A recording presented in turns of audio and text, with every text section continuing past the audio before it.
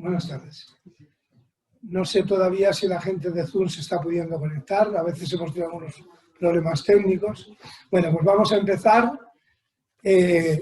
Primero con un saludo muy cordial a todas las personas que participan, tanto a nivel telemático como aquí a nivel presencial.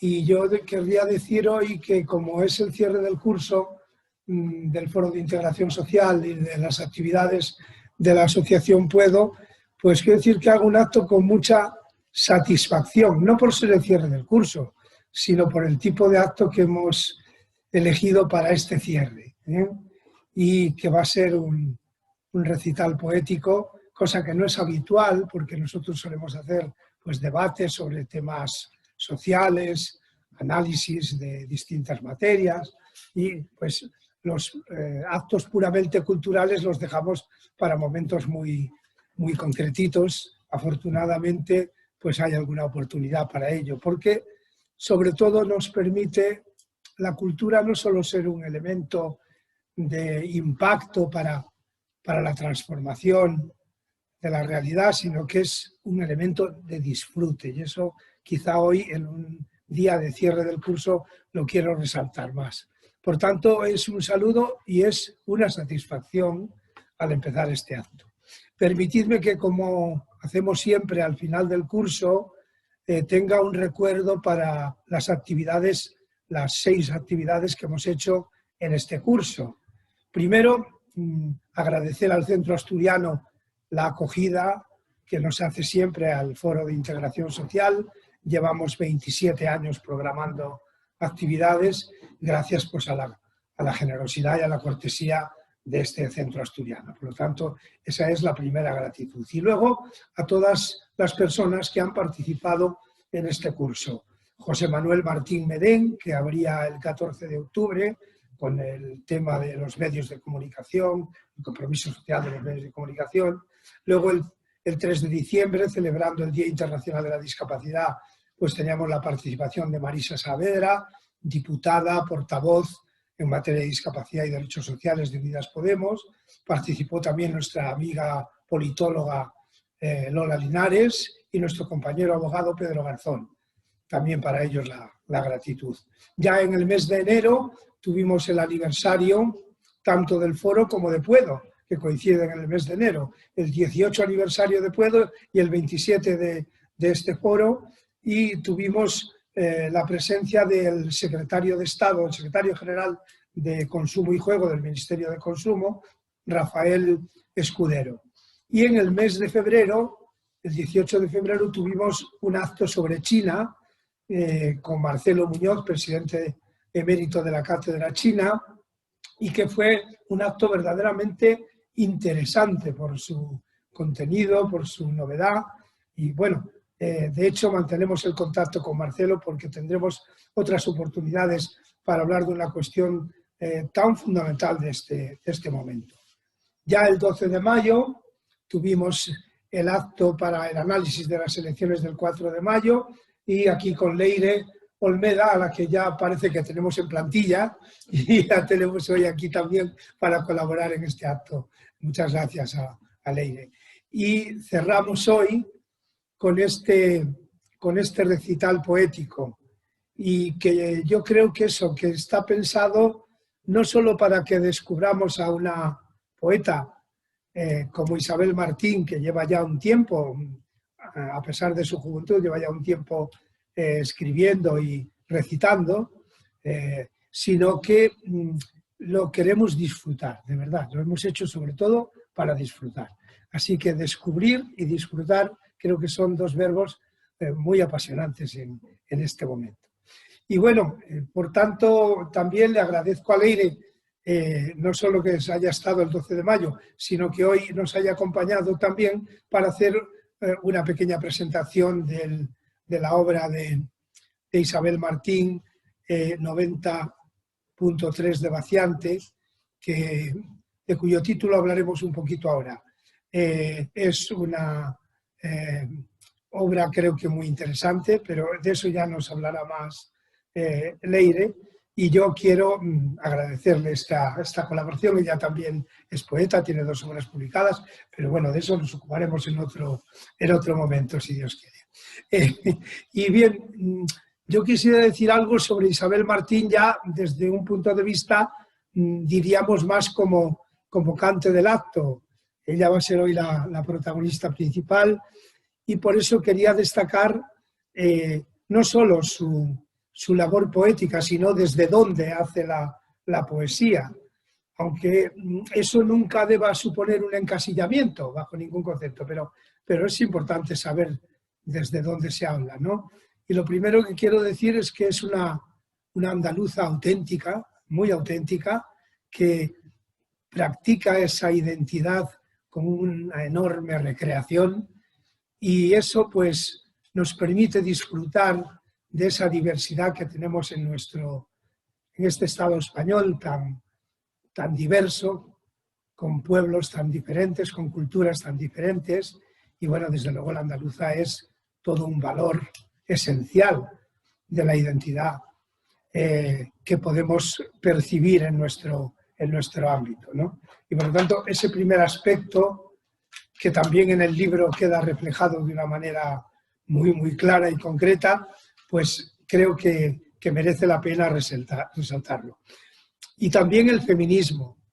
Y un feminismo que no solo es un discurso, que también es importante que lo sea, y que es importante el discurso feminista, pero es más que un discurso, es una expresión muy potente, vivencial, de cómo se siente, de cómo se piensa, de cómo se razona la realidad y cómo se intenta también transformarla, ¿no? En esa lucha por la igualdad, pero que a la vez es una lucha por la transformación de la sociedad, ¿no? En todo su conjunto. Y vivencial porque creo que parte ella de su propia realidad personal, familiar, cultural, y por lo tanto expresa cosas muy de su entorno, con una gran vivacidad, ¿no? Y yo, al leer los textos que hasta ahora conozco de Isabel, pues me producen ese conocimiento, ese acercamiento a la proximidad de su realidad. Y decir también que lo hace desde un compromiso social. Y un compromiso social que tiene repercusión tanto en su actividad profesional, ella es arquitecta, como en su poesía. Por lo tanto, es un compromiso social transversal en todo lo que ella hace. Y eso me parece también que nos acerca mucho a nuestras reflexiones habituales en este foro. Bien, y yo voy a pasar por dar ya la segunda página de mi intervención a la presentación de la edición Braille del libro que ha editado el Servicio Bibliográfico de la ONCE. Es este libro que tengo aquí, no sé si se ve por la pantalla, pero tú lo acercas un poquito. Son pues 104 páginas. Es un pequeño libro en tinta, como decimos los ciegos, para diferenciar los libros en tinta, los libros en braille. Es un pequeño libro en tinta, pero en braille ya tiene un volumen considerable, como veis, porque el braille siempre ocupa más espacio. Pero el braille, os lo digo para los que lo leemos, es una gloria. Por lo tanto, poder leer un libro de poesía en braille es un verdadero placer. No tiene nada que ver con leerlo en voz, aunque haya gente que recite muy bien, como sé que hoy lo va a hacer Isabel. Y bien, en decir que es una adaptación muy adecuada de los servicios técnicos de la ONCE y por lo tanto yo quiero felicitarles porque creo que está hecho con mucho cuidado, con mucho gusto. Y bueno, tiene algunas características esta publicación que tengo aquí y que voy a citar muy brevemente. Bueno, primero publicamos lo que es la 6ª edición del libro. El libro va ya por su 6ª edición y es la que hemos recogido para el braille porque es la última, pues, se ha publicado en enero de 2019. Y se diferencia muy bien en la obra en braille, pues el texto en prosa, los poemas, el texto en prosa que explica muchas veces cada uno de los poemas o de las partes, los poemas y algunos poemas van acompañados de cantos populares que también se diferencian, y luego hay unas notas al pie que vienen también muy bien señaladas y que son de distintos aspectos, por ejemplo, términos locales, en fin, distintas cosas que es muy ilustrativo. Y bueno, sí decir cómo me ha sorprendido verla escrita en andaluz y ver el braille en andaluz, eso me ha hecho mucha gracia. Me he encontrado con una experiencia nueva, ¿no? Leer el braille en andaluz. Y decía, asoma también por el libro pues la activista social y asoma también la arquitecta con perspectiva de género. Eso queda patente. Y bueno, como no era tanto un elemento poético, lo cito aquí. Bueno, el libro puede conseguirse en el servicio bibliográfico de la ONCE al precio de 3 euros, por lo tanto, bueno, creo que no es caro. Y bueno, supongo que todos los que me escucháis que pertenezcáis a la ONCE no tenéis ningún problema en la localización del servicio bibliográfico, pero si alguien lo tuviera porque esté un poco desconectado, podéis conectar con nosotros, que siempre os facilitaremos la conexión. Se va a colgar en vídeo este acto tanto en la página web del Centro Asturiano como en la de Puedo, donde pondremos el enlace al acto también en unos días, estará disponible. Contamos aquí también, hay en una mesita atrás, con obras en tinta al precio de 10 euros, para si alguien quiere adquirirlo, pues también que lo tenga aquí fácil. Bueno, decir también como novedad que pronto saldrá el segundo libro de Isabel. Por lo tanto, estaremos muy atentos a conocerlo y ojalá lo podamos también pasar a braille. Bueno, y con esto despido este foro de integración social de este curso 2020-2021, que bueno, al menos hemos podido recuperar la actividad y que espero que ya para el próximo curso, a partir de octubre, podamos tener pues una organización, diríamos, habitual, normal de la programación de todo el curso. Y permitidme ahora el pequeño abuso de que lea un parrafito del libro que, bueno, me gusta hacerlo pues para que la gente que vea que podemos en braille pues manejarlo perfectamente. Y voy a empezar por una pequeña nota biográfica que hay al comienzo del libro sobre Isabel. Isabel Martín, Huelva, 1986. Mi nombre completo es Isabel Martín Ruiz y nací en el poniente, al sur del norte, la punta del Moral, esquina de Levante, de la isla Canela, Ayamonte, Huelva. Soy urbanista de lo cotidiano de profesión y escribo cuentos, poesía y algunas cosas más por activismo y supervivencia.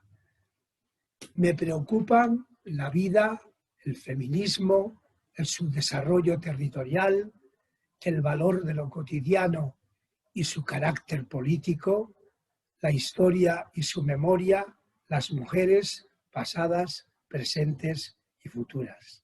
Este es mi primer libro, aunque he participado en algunas antologías y revistas poéticas y recito desde hace más de 6 años con la suerte de haber leído en festivales y encuentros poéticos nacionales. Voy a leer la dedicatoria del libro, que es bueno, muy bonita, y por eso voy a tener el abuso de leerla. A mi madre Damiana, que cantaba por Rocío Jurado y por Lole y Manuel. A mi padre Juan, que trajo a Roald Dahl, Gerard Durrell y Gloria Puertes. A mi hermana María, compañera de aventuras en la isla y socia de la vida. A mi amigo Julio Albarrán, gracias. A mis abuelas Isabel y María, porque ellas fueron, yo soy. Y voy a terminar, permitid que me alargue, pero cuando una cosa me gusta soy un poco pesado. voy a terminar con una cosita que hace referencia también al título del libro. Para la gente que no esté hecha a la jerga marinera, pues quizá un libro de poemas que se llama 90.3 de Vaciante puede resultar un poquito extraño. Pero es una referencia de las mareas y por lo tanto es algo muy significativo en la vida de la gente marinera. Y dice, es el cierre del libro justo antes de los índices. Dice, las mareas de 90 son de las grandes. Cuando están de vaciante es el momento bueno para coger robalos. Y sabé, el más chiquitito, ese para ti, me decía mi abuelo Diego en los veranos de Poniente. Esta sexta edición se acabó de maquetar en noviembre de 2019, un jueves en que la marea era de 85. La primera bajamar fue a las 10:45 horas y la segunda a las 23:02 en la punta del Moral. Soplaba levante. Muchas gracias.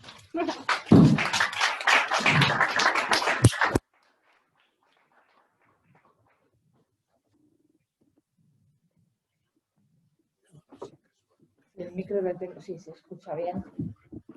Bueno, muchas gracias, Ricardo, por invitarme otra vez. Yo estoy encantada aquí de venir las veces que haga falta y más cuando es para hablar de poesía, ¿no? Es decir, que cosa más bonita, al menos en mi opinión.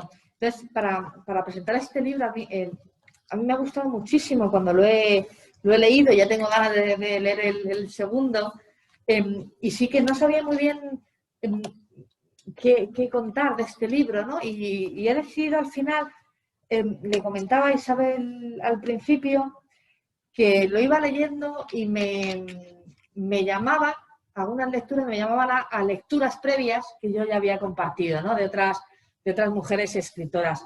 De esto pasa que cuando lo hacen los hombres es que son temas universales los que tratan. Cuando lo hacemos las mujeres es que hablamos de cosas de mujeres, dicen algunos, ¿no? Entonces, reivindicando esta literatura universal de la mitad del universo, la mitad que somos las mujeres, me ha apetecido traer también a unas cuantas escritoras de poemas que me han sugerido leyendo el libro de Isabel. Pero sí que voy a empezar contando por qué a mí me ha gustado. Eso no quiere decir que a otra persona le vaya a gustar por esos motivos, le gustará por otros probablemente, pero sí que, y cómo me ha gustado como libro, no solo los poemas independientes, sino creo que está muy bien construido, ¿no? Creo que para cualquier escritor creo que es muy difícil siempre saber qué meter en el libro. Creo que cada uno tenemos siempre en nuestra cabeza el hilo perfectamente lógico que hilvana cada poema, aunque luego igual el lector entiende otra cosa, pero el proceso de construcción, entonces me parece, ya digo, yo quiero contar por qué a mí me ha gustado. Igual otra persona no comparte mi criterio y probablemente tenga más razón que yo, pero como me han invitado a mí, pues es lo que voy a contar. Lo primero que voy a decir es que me ha parecido un libro muy honesto. No es un libro que pretenda caerte bien, no es un libro simpático. Es un libro que si te tiene que dar una hostia en la cara, te la da. Y me parece muy, muy honrado, ¿no? Porque desde el feminismo muchas veces la cultura o el mensaje público que se transmite del feminismo es el mensaje cómodo. Es decir, uno puede decir, las mujeres tenemos que ser iguales que los hombres, punto, y ahí te callas. Porque si yo digo que hay hombres que tienen privilegios, igual ahí empieza a molestar a gente, ¿no? Entonces Isabel no solo dice las mujeres tenemos que ser iguales que los hombres, sino que existe una serie de privilegios. Me encanta el poema este, que muy sencillito, que dice, tú eres el tipo de hombre del plánchame la camiseta que me voy al 8 de marzo. Me parece, debo decir que lo acabo de fusilar, está bien escrito y bien leído seguramente, pero me parece muy honesto. Entonces, si una desde el feminismo quiere caer bien, no suelta este poema, no suelta esta pedrada, y ya digo, me parece desde la honestidad de querer plantear las cosas, y si alguien se ofende, pues que se ofenda, ¿no? Es que ahora parece que hablar de los hombres tienen privilegios es una ofensa a esos hombres. Bueno, pues que ellos se lo traten, que nosotros llevamos muchos años mirándonos lo nuestro. Y bueno, luego también el segundo punto por el que me ha encantado el poema es porque reivindica a sus abuelas.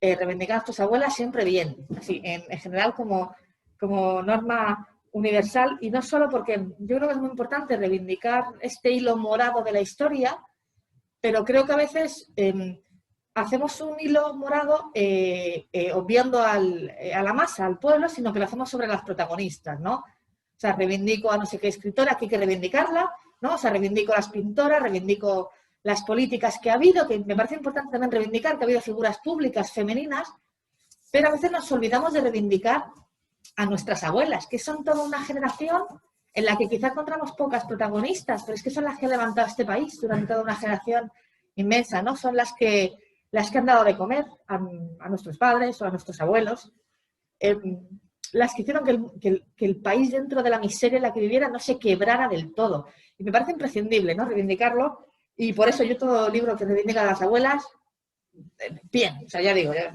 a mí yo me voy a comprar solo por eso, ¿no? Y sí que 2 motivos más por los que me ha gustado mucho.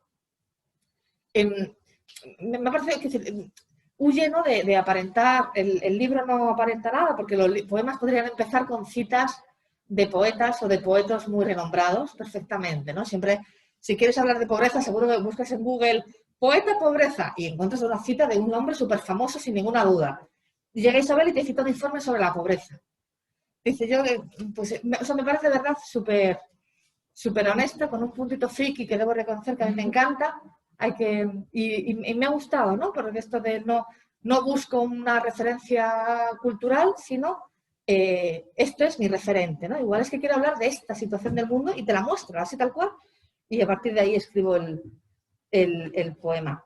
Y el último motivo por el que quiero reivindicar el libro, y ahora sí que voy a cerrar una lectura, es justamente lo que decía Ricardo. Ricardo ha dicho, practica esa identidad, la andaluza. A mí me ha gustado muchísimo, ¿no?, el reivindicarse andaluza. Yo que soy muy madrileña y en consecuencia muy centralista, a mi pesar lo prometo, ¿no? Creo que necesitamos de vez en cuando que alguien llegue y nos dé un codazo y nos diga, oye, ¿te quieres callar un poquito no tener acento? Que de verdad los madrileños pensamos que no tenemos acento, o que el acento bueno es el nuestro. Yo además lo he oído algunas veces con compañeras andaluzas, esta sensación de que el andaluz es el acento malo, es el acento analfabeto, es el acento del poblacho, ¿no? Y querer reivindicar este acento me parece, primero que hay que hacerlo desde la valentía, porque querer posicionarte activamente en la periferia siempre resta a priori, ¿no? O sea, si uno quiere vender un libro no se pone en la periferia, sino que se pone en todo el centro y oculta su acento, que eso se dice mucho, ¿no? Yo, como madrileña no, pero que sí que se lo he oído a compañeros andaluzas decir que les han dicho como algo positivo, no se te nota el acento, como si fuera positivo, que no tenerlo, ¿no? Entonces, que Isabel lo quiera reivindicar, ya digo, me parece... o sea, me parece desde la valentía querer posicionarte en esa periferia y hacerlo activamente. Luego no sé lo que digo, si Isabel estará de acuerdo o no, y lo que no, por supuesto que me lo discuta, faltaría más, que es su libro. Y para no extenderme mucho, sí que algunas lecturas que voy a hacer, son 4, lo prometo. Las 2 primeras son sobre las abuelas, ¿no? Digo, si reivindico tanto a las abuelas, pues sí que un par de textos que también me sugerían. Este libro es de Olvido Andújar y es un poemilla, se titula I'm Confessing. Dice: yo confieso ante mi abuela y ante la abuela de mi abuela que me he culpado mucho de pensamiento, palabra, obra y omisión, que me he desatendido y me he negado el derecho a perdonarme los errores, a hablarme con indulgencia, a mirarme al espejo y ver a la mujer hermosa, no a pesar de, sino precisamente por sus cicatrices. Yo confieso que he olvidado muchas veces que no tenían derecho a enfrentarnos, ni teníamos por qué pelear nuestros mañanas si ya nos pertenecían por puro derecho. Solo cuando lo creímos salió el sol en la caverna.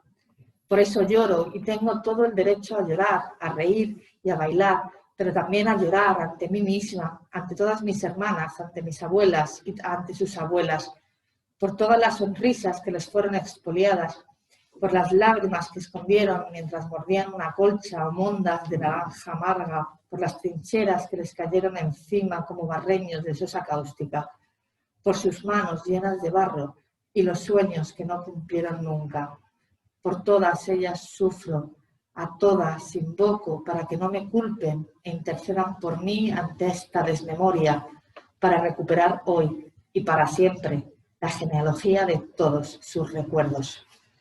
Bueno, este texto de Olvido.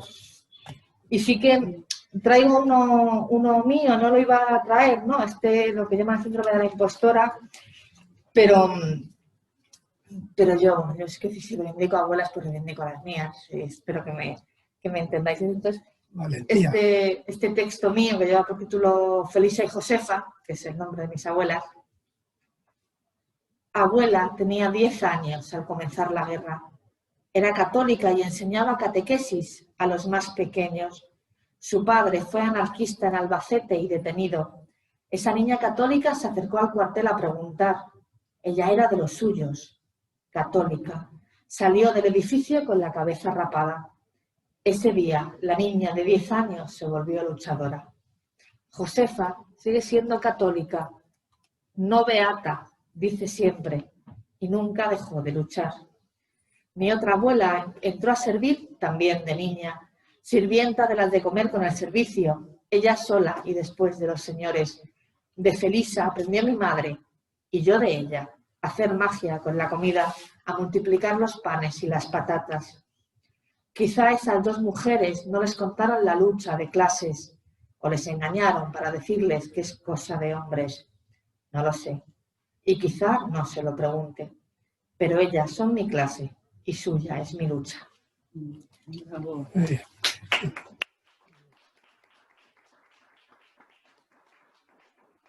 Y siguiendo un poco esto de la clase, con el poema Check Out de Isabel, me ha llamado mucho a este poema de Marina Tapia, de su libro 50 mujeres desnudas, que el poema se titula Camarera.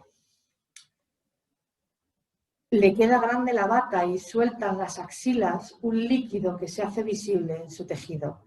Asimétrico el moño. Se asoman demasiado las venas en sus brazos. El movimiento rápido del cuerpo no puede enmudecer a la vejez que ríe en sus cabellos. Sin vocación se entrega a su trabajo. Distante lo ejecuta.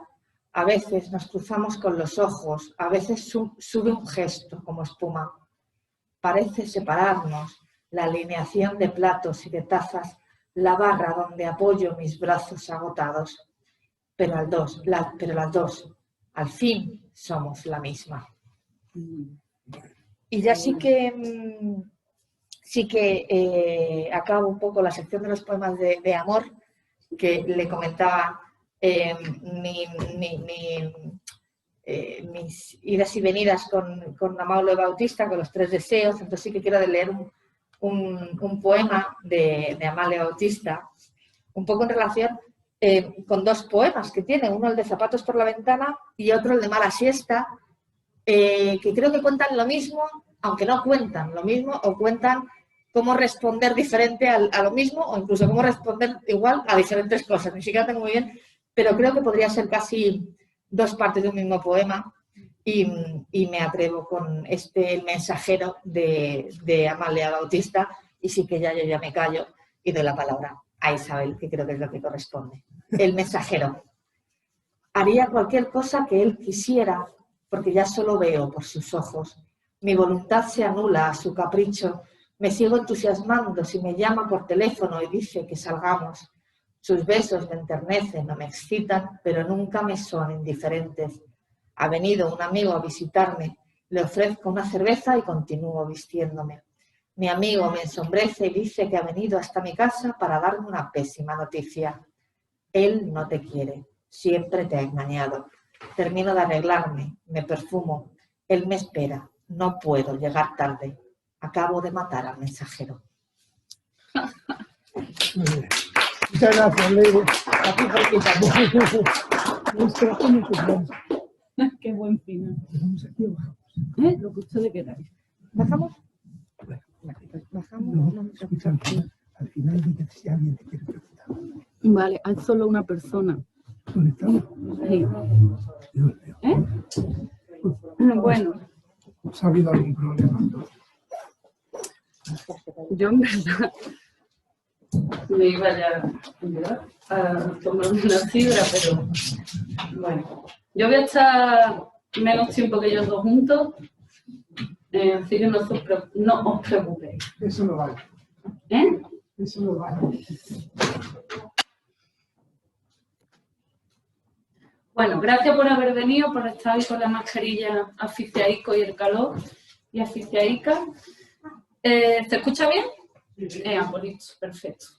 Bueno, el libro se puso en braille porque Ricardo me lo pidió y por supuesto que para él era mejor y me pareció suficiente excusa para hacerlo. Os voy a leer, va a tener 4 partes el recital de distintas temáticas que trata el libro, que algunas, por cierto, gracias Leire, me ha encantado, gracias Ricardo, también me ha gustado escucharte y me ha gustado mucho el cariño que has puesto a la lectura y de las cosas que te has dado cuenta, ¿no? De hecho, vais a ver que yo he perdido mucho de mi acento en mi socialización más allá de la Isla Canela. Entonces, cuando recito, intento hacer una cosa que yo le llamo una zeta política, pero que es un intento de recuperar mi acento. Yo soy de una zona de Huelva donde se cesea y bueno, pues está esa zeta política que ha dicho Leire. Hay cantes, como ha dicho Ricardo, esos son, yo los llamo cantes de fregar los platos, y esto es porque en el momento más o menos en que yo me di cuenta de que lo que me pasaba se llamaba que era feminista,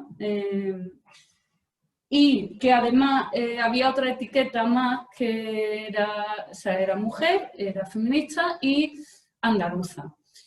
Y entonces, que ya había estado en ese proceso de socialización en el que el andaluz o las hablas andaluzas pues son un acento peor y también se nos asocia una serie de características, ¿no? Desagradables, y entonces recordé que yo tuve la suerte de crecer en una casa en la que se cantaba y que mi abuela, mi madre y mis vecinas. Y me pareció que hubiera mujeres que cantaban, que cantan mientras que hacen las cosas que por rol de género les ha tocado hacer, ¿no? Es de una ternura cotidiana revolucionaria maravillosa y son cantes de fregar los platos y es lo que vais a escuchar. El libro está dedicado a mis abuelas y a las vuestras porque dice Marcela Lagarde que para que tengamos autonomía se requiere repensar la propia vida, recoger la historia de todo nuestro género. Necesitamos saber quiénes somos, quiénes han sido las otras y quiénes son nuestras contemporáneas. Mi abuela materna, María López García, nació en Carbonera, Cabo de Gata, en 1934. Con 5 años emigra con su familia a la Isla Canela, siendo de las primeras pobladoras de la Punta del Moral, en Huelva. Va a la escuela 2 años. Siempre repetirá cuánto le hubiera gustado seguir. A los 15 años su madre queda ciega definitivamente. Ella le lee novela y cuida de todo lo que había que hacer. Después cría a 4 hijos y a un marido. Monta una tienda para darles estudio. Por los arenales andando íbamos hasta Ayamonte para traer café de Villarreal. Le gusta mucho cantar por colombiana, hace la roconcigala más rica que hay y se sabe la vida de Leonardo da Vinci de memoria y un montón de poemas. Escribe en su mesita con vista a la dársena del río Guadiana. Mi abuela paterna, Isabel Rodríguez Gómez, nace en 1919 en la Puebla de Guzmán, en el Andévalo nubense. Pinzona y Suárez. Las serranas de ojos negros me decían cuando iba con mi padre a cegar y vendimia a Rociana. Y Alepa coge higo, me decía presumida. Chacinera para la calle y blanqueador. Entre 1936 y 1945 espera. Espera que vuelva de la guerra su amigo Pepe. Espera que salga de la cárcel y que no ejecuten la pena de muerte. Espera a la mili, que fue peor que la cárcel, me decía. Él vuelve, viven en la mina de las herrerías, 3 hijos, enviuda pronto, muy pronto, se van de la mina, hay muchos suspiros. Mi abuela siempre tenía el patio lleno de plantas, te enseñaba las flores una a una. Mira qué bonitos están los principitos, Isabel. Bordaba bocadillo y embarcinado en las tardes de invierno y las de verano y tenía las manos más bonitas del mundo. ¿Tú de quién eres? Yo, de la Damiana. La de Mariquita Simón López y el tío Diego, de la tía Damiana.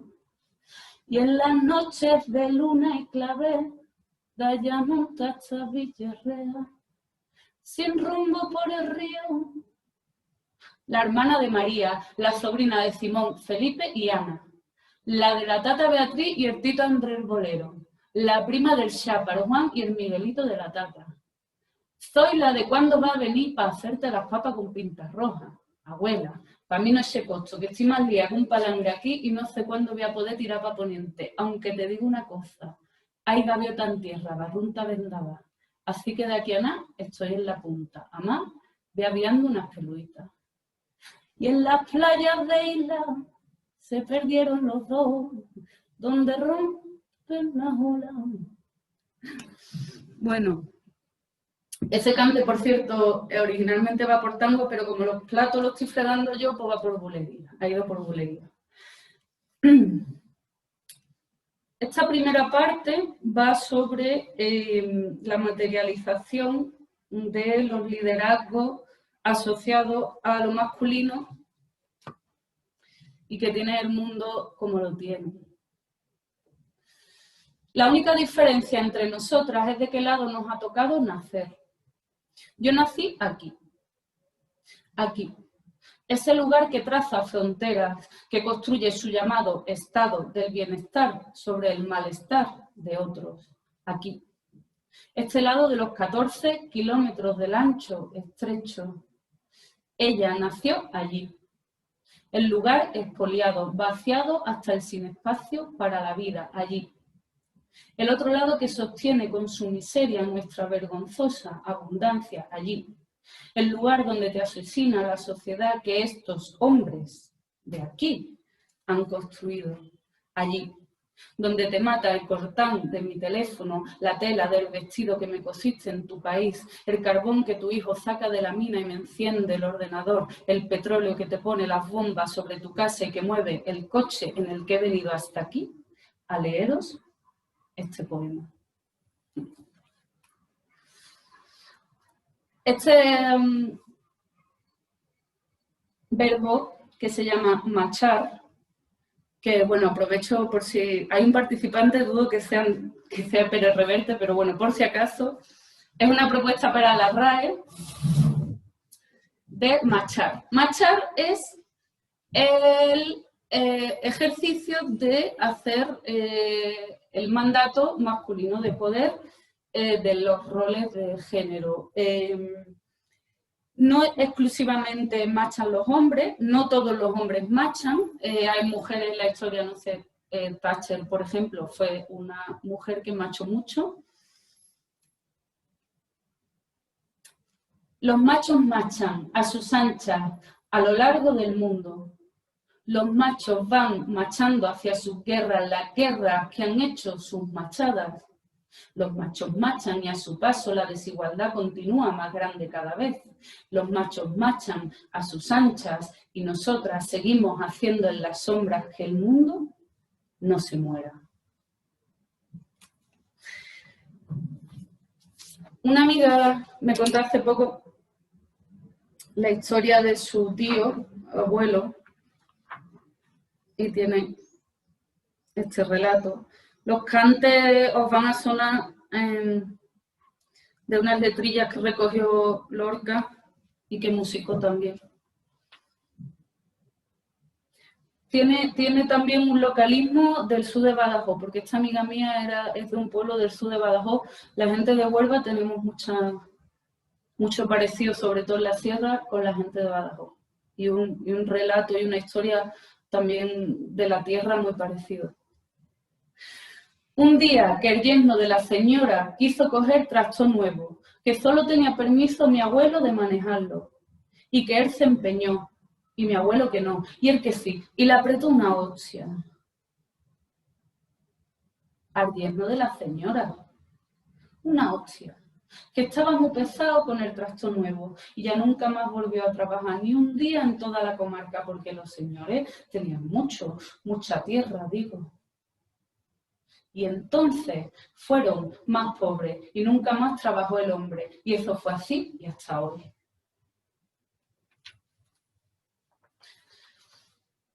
Una de las maneras que ha tenido esta manera de desarrollo el patriarcado, el capitalismo, de materializarse en los territorios, el turismo.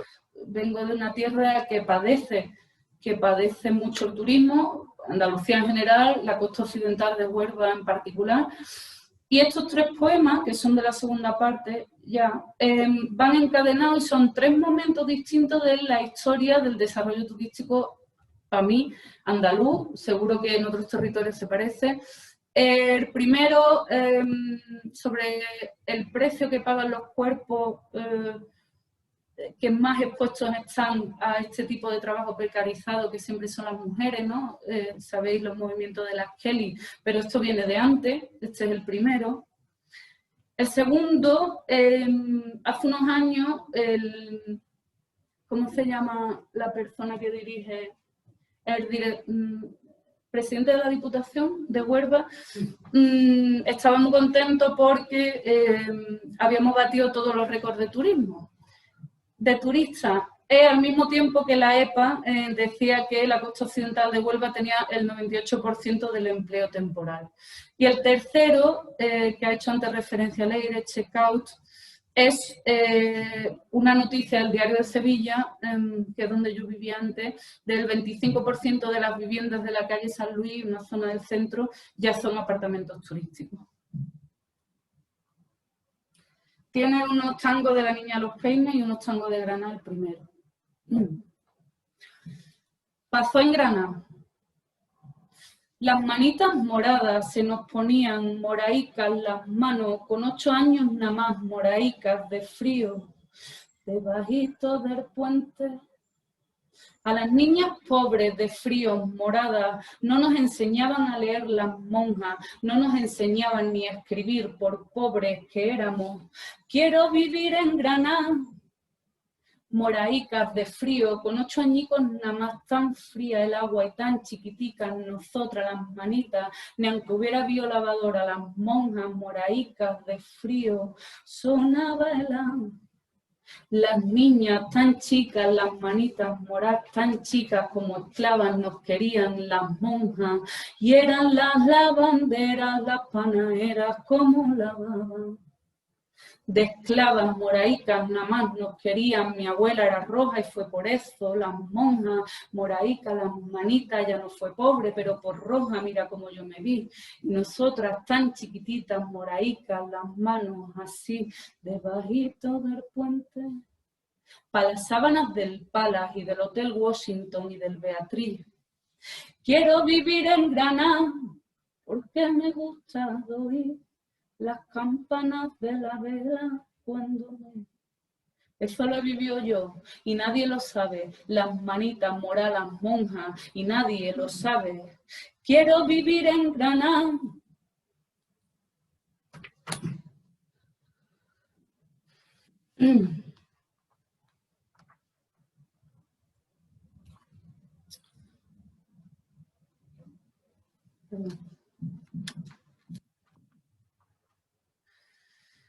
Había las dunas, el poniente y los caballetes en la bajamar.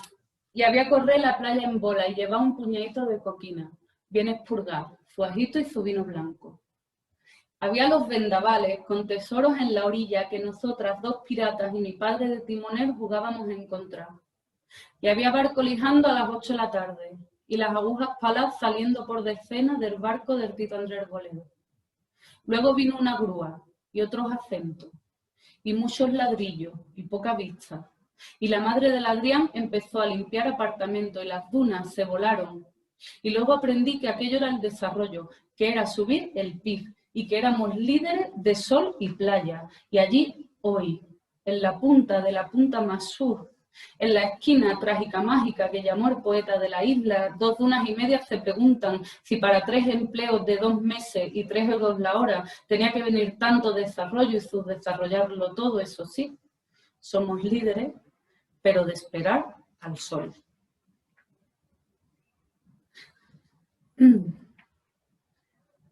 Nuestras abuelas ayer, luchando para darles estudios, fregaron sus suelos, cocinaron sus guisos, blanquearon sus paredes, lavaron a mano sus ropas.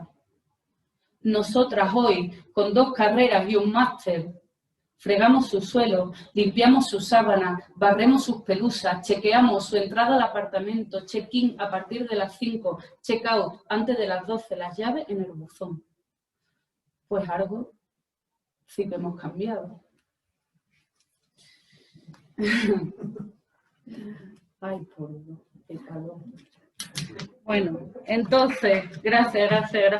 Es un momento. Entonces, dice Coral Herrera,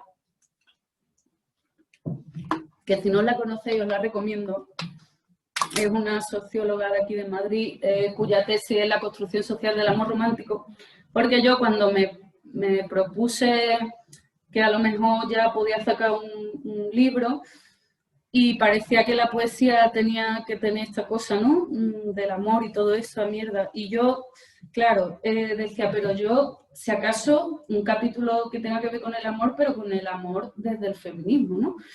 Y al final de la nota que hay en ese capítulo de Coral Herrera, dice, a la pregunta ¿qué es el amor?, ella responde que el amor es una mezcla de instintos, emociones, normas, prohibiciones y mitos bajo los cuales subyacen las creencias y cosmovisiones que los grupos de poder político y económico nos trasladan a través de la cultura. Estas creencias se invisibilizan porque se engalanan con las vestiduras de la magia del amor, pero nuestros cuerpos, nuestra sexualidad, nuestros sentimientos están atravesados de ideología. Las ideologías varían en cada época histórica. En la actualidad podemos afirmar que en la cultura occidental globalizada nuestro amor es capitalista. No tanto de que como yo sentí lo que tú decías sobre lo que yo sentía, y más de que yo ahora mejor que antes y tú a lo tuyo.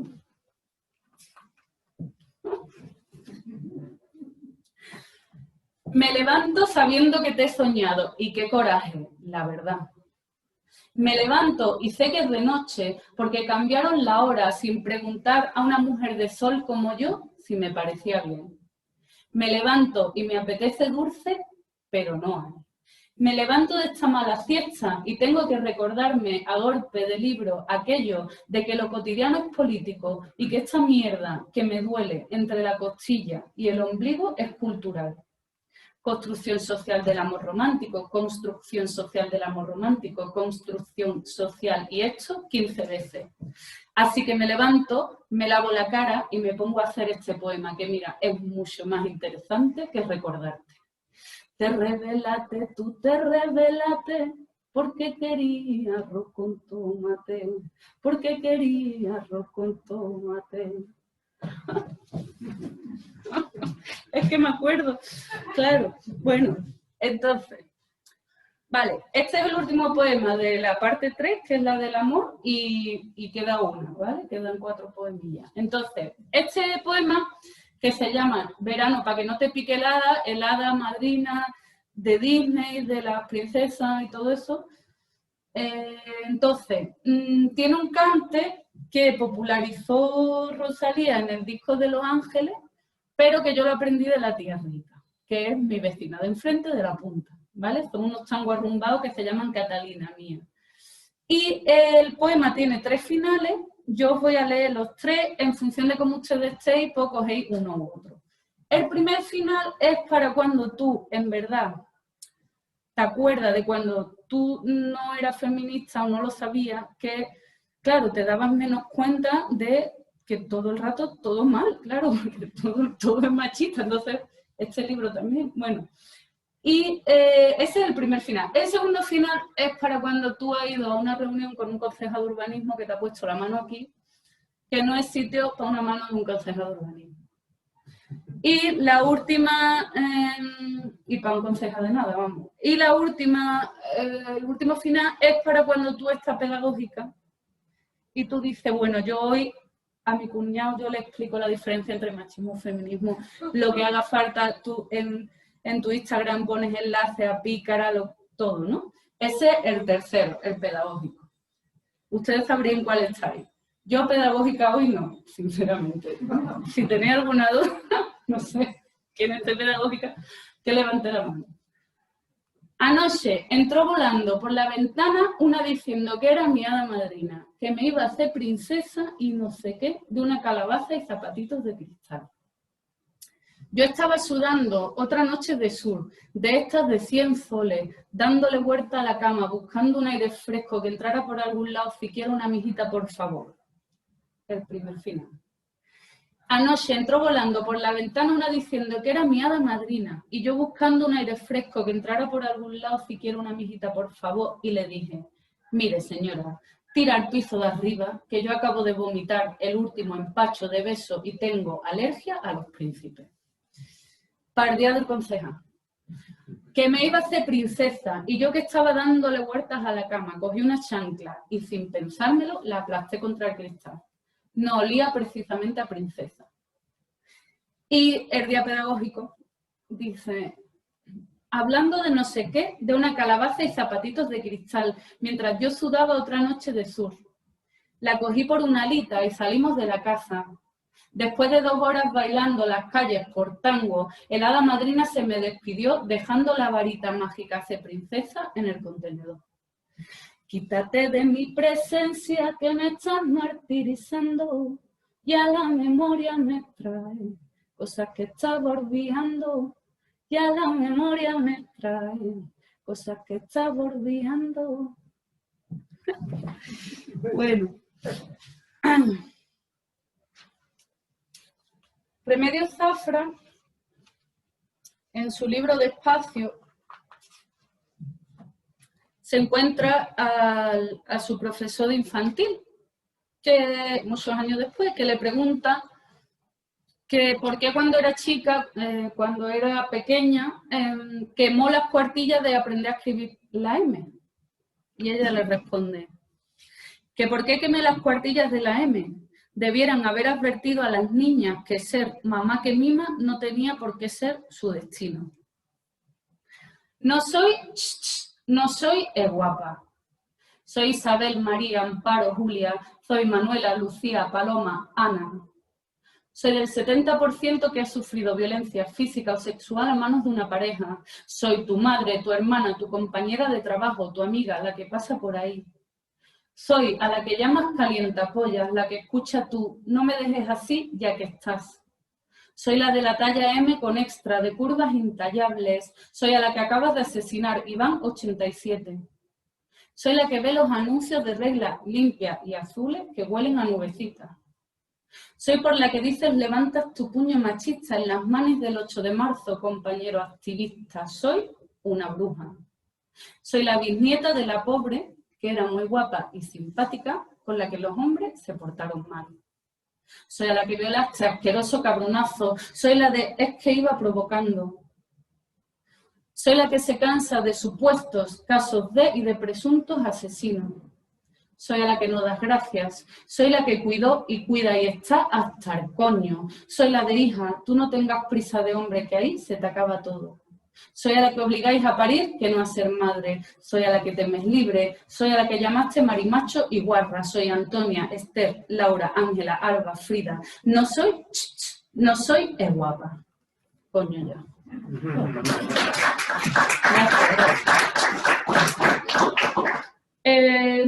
Este poema, que es el penúltimo, se llama Lo normal. Es un poema a la cultura de la violación. Y entonces, si ustedes no por dentro ahora os entra, decir, no había dicho que era el penúltimo, qué largo es, qué larguísimo es este poema, qué pesada esta muchacha, ¿por qué no termina ya?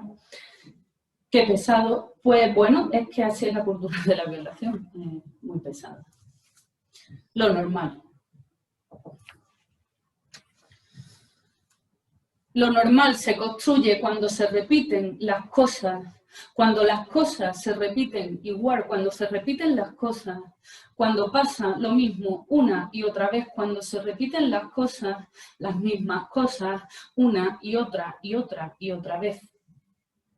Las cosas repetidas desde tanto tiempo atrás, repetidas lo mismito de la misma manera, la cosa la misma otra vez repetida desde atrás de nuevo igualita, repitiéndose desde tanto atrás, otra vez la misma desde atrás de nuevo, la cosa repetida otra vez. Y a base de repetirse, de repetirse, de repetirse en mi cuerpo, en otros cuerpos, en los cuerpos de nosotras, en los cuerpos de ellas, en todos esos cuerpos, repetida otra vez la misma cosa, la vieja cosa, repetida la cosa que llamáis normal. Las cosas que nos pasan a nosotras por ser nosotras, que nos hacéis vosotros por ser vosotros. Que vosotros decís que esas cosas de nosotras nos pasan por culpa nuestra, por ser tan así nosotras, siendo vosotros los que hacéis las cosas repetidas una y otra vez sobre nuestros cuerpos, una y otra vez sobre nosotras, una y otra vez todas esas cosas tan normales. Ya lo sé que te queda el cuerpo malo, yo lo siento, pero esto es así. Entonces, termino. Ese poema de antes lo escribí cuando este infame, el abogado de los tipos esos de Sevilla, de la manada, del caso este tan famoso, puso un detective, ¿no?, que hizo un informe de que la chavala, como estaba por las calles en algún momento, incluso riéndose, pues que como iba a ser cierto lo que había pasado. Esa es la cultura de la violación. En respuesta, cuando lo soltaron en Sevilla, de manera natural, muchas mujeres nos dimos cita en el juzgado, en los juzgados. Era una cosa muy tremenda.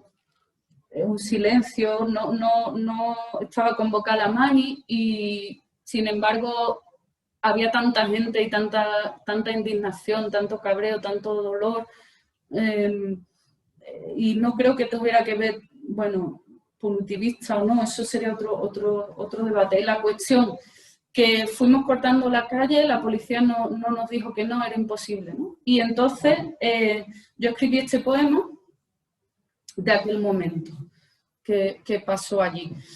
Es una propuesta a lo que yo creo que es la manera en la que podemos, bueno, frente a esta justicia patriarcal, pues ¿qué podemos ir haciendo, no? Y podemos ir haciendo la sororidad, que es la hermandad entre mujeres. Para que esto ocurra, el yo sí te creo, tienen que pasar dos cosas. Una, que nos desmontemos la misoginia interiorizada, el odio a nosotras mismas que hemos aprendido por cultura, y el odio a las otras por cultura también, ¿no? Y bueno, con esto me despido. Muchas gracias por haber venido y bueno, gracias. Los cantes son unos tangos y yo le cambio un poquito la letra. Las compañeras, las socias, las primas, comadres, vecinas, nosotras, vamos ahora de la mano. Mira, ya no estaba sola, mira, ya no estaba sola, haciéndonos el camino este de la vida digna posible, juntas, aprendiendo liderazgos entrañables, que ya no vale eso de competir por el príncipe. Mira, ya no estaba sola. Hemos salido a las calles sabiendo que somos porque ellas fueron y que llevamos 1000 mujeres en las manos acompañándonos y empujando, que ya no callan, que no callan y sin callarnos, sin más silencios contra sus manadas, socias de la vida. Mira, ya no estaba sola, que por tener sí tenía, que ya mi propia persona. Que por tener sí tenía, que ya mi propia persona. Gracias.